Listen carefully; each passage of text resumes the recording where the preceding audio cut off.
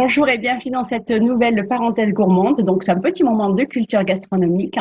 C'est une parenthèse qui a été voulue afin de créer, d'enrichir aussi vos connaissances gastronomiques et pourquoi pas replacer dans un dîner mondain, dans un repas, pourquoi pas dans un concours ou dans des examens. Alors, on est parti aujourd'hui, on va parler de la boulette d'Avenne, des pâtes de fruits et du negresco.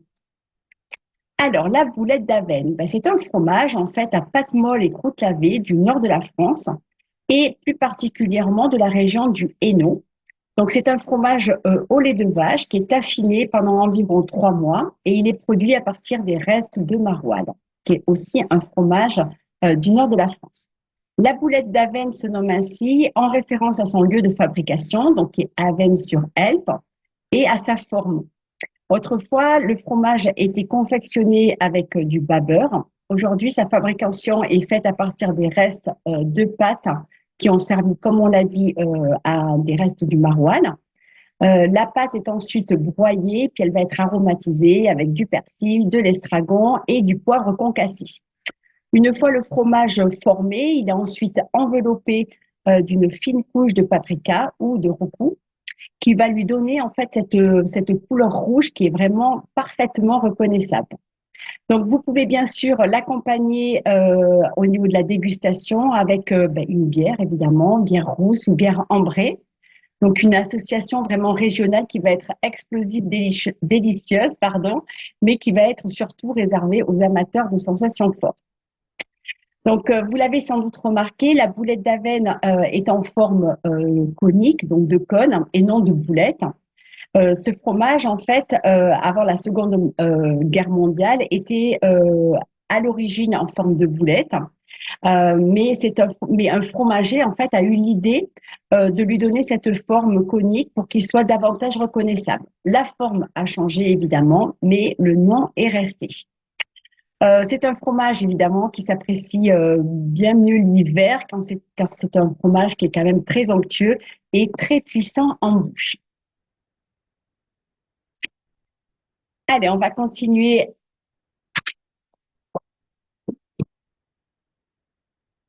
Donc, on va continuer avec les pâtes de fruits. J'adore ça, c'est très très bon.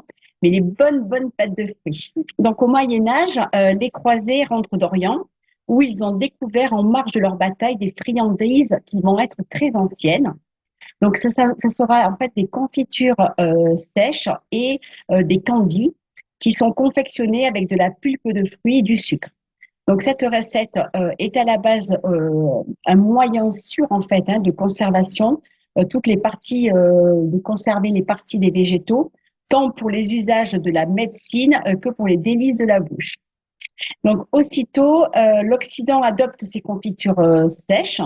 Nostradamus, qui est médecin personnel de Catherine de Médicis, rédige un important traité sur les recettes de fruits confits. Donc, les artisans confiseurs de tout le bassin méditerranéen se l'approprient aussitôt et vont en faire des douceurs de choix présentes sur les tables royales et princières. Donc, le secret des bonnes pâtes de fruits réside d'abord, évidemment, comme tout, dans le choix des matières premières, donc des fruits qui vont être cueillis à point pour leur saveur, triés, puis sélectionnés, puis réduits en fait en une pulpe savoureuse. C'est là la base d'une préparation de qualité. Donc ensuite, elles seront mélangées avec du sucre, puis cuire.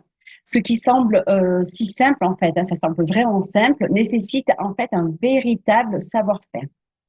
Il va falloir vraiment trouver le juste moelleux pour ces friandises qui sont vraiment précieuses. Donc la pâte de fruits telle que vous la connaissez aujourd'hui va remonter au XVe siècle, est née autour de Clermont-Ferrand, donc ma région. Donc qui est une région vraiment riche à l'époque de nombreux abricotiers. L'Auvergne a été pendant de nombreuses années le principal producteur de pâtes de fruits et ils avaient d'ailleurs l'appellation pâtes d'Auvergne. Aujourd'hui, les pâtes de fruits sont produites dans de nombreuses autres provinces françaises, comme la Drôme, le Vaucluse. C'est une recette qui a été déposée en 1947 par la Chambre syndicale des confiseurs, confituriers et conserveurs de fruits d'Auvergne, dont les instructions recommandent d'utiliser 67% à 100% de pulpe de fruits. La pâte de fruits, donc pour accompagner, est idéale. Alors ça, c'est vraiment délicieux. Je vous le recommande avec des fromages comme des pâtes pressées ou persillées. Vraiment, c'est à essayer. Et pour accorder au niveau des vins, on va pouvoir les accompagner avec soit un vin de la région des pâtes de fruits, soit avec un vin blanc plutôt doux, plutôt jeune, par exemple sur un vignoble de Loire ou un Bonzo ou un coteau du Layon, pardon, un Savagnard de Bissec ou pourquoi pas un coteau de Lobos.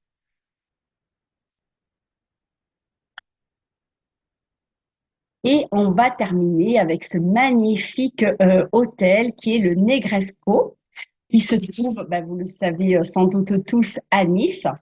Donc, le 4 janvier 1913, Henri Negresco inaugurait à Nice l'hôtel le plus prestigieux de la promenade des Anglais.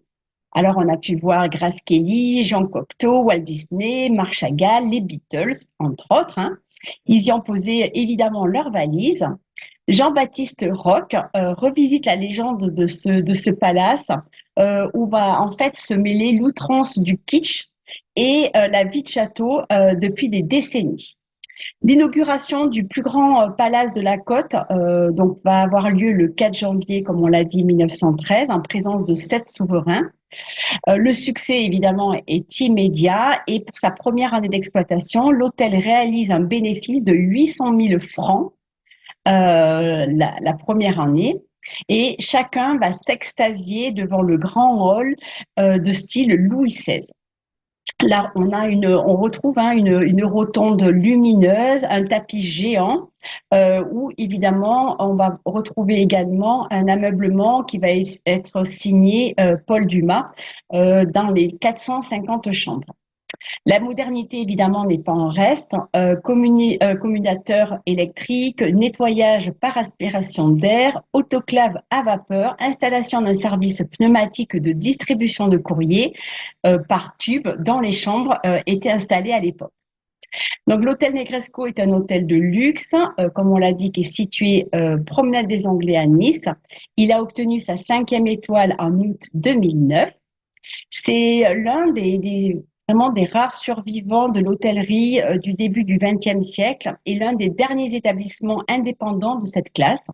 Ses façades sont basées sur une trame néoclassique avec un ornement en fait opulent, quasi baroque. Il s'agit évidemment d'un lieu très symbolique de la ville de Nice. Le 1er mars 2001, il a obtenu le label Patrimoine XXe siècle et en novembre 2015, il est entré entreprise du patrimoine vivant. En juin 2003, les façades et les toitures de l'ensemble des bâtiments donnant sur les 4 rues, ainsi que le grand hall central dit Salon Royal, avec la verrière dont on a parlé, sont classés à l'inventaire des monuments historiques. Donc Jeanne Augier, je ne sais pas si vous en avez déjà entendu parler, qui reprend en 1957 avec son mari Paul les commandes de cette entreprise qui à l'époque était à la dérive. Ils ont été bien décidés à ce que le Negresco retrouve toute sa noblesse. Les Augier vont en quelque sorte passer plusieurs années et vont passer de 76 employés à 260. Ils mettent un point d'honneur à ce que l'art français y trouve un écrin. Jeanne Augier a souhaité en faire vraiment une vitrine d'art français pour sa clientèle internationale. C'est un véritable musée vivant où il y a des œuvres classiques qui côtoient des créateurs contemporains. Alors qu'elle exerce le métier de promoteur immobilier, la maman de Jeanne Augier subit en fait une paralysie et l'immeuble où elle habite, sur la promenade des Anglais, ne permettait pas à l'époque de la faire monter par ascenseur dans son fauteuil. Donc en fait, le Negresco était le seul à posséder cet ascenseur qui était aussi large. En 2010, l'hôtel subit la rénovation la plus importante et la plus coûteuse de son histoire avec la création d'un executive floor. qui est vraiment entièrement privatif, avec des ascenseurs directs, aux suites équipées, des dernières technologies au cinquième étage. L'hôtel est, comme on l'a dit, déclaré au monument historique. Et c'est vraiment un endroit que je vous recommande, où je vous recommande d'aller, ne serait-ce que d'aller boire un cocktail ou d'aller boire un café. Voilà, cette parenthèse est maintenant terminée. Je vous remercie beaucoup de l'avoir suivi. On se retrouve très vite pour une autre et je vous souhaite une très belle journée. Prenez soin de vous. Au revoir.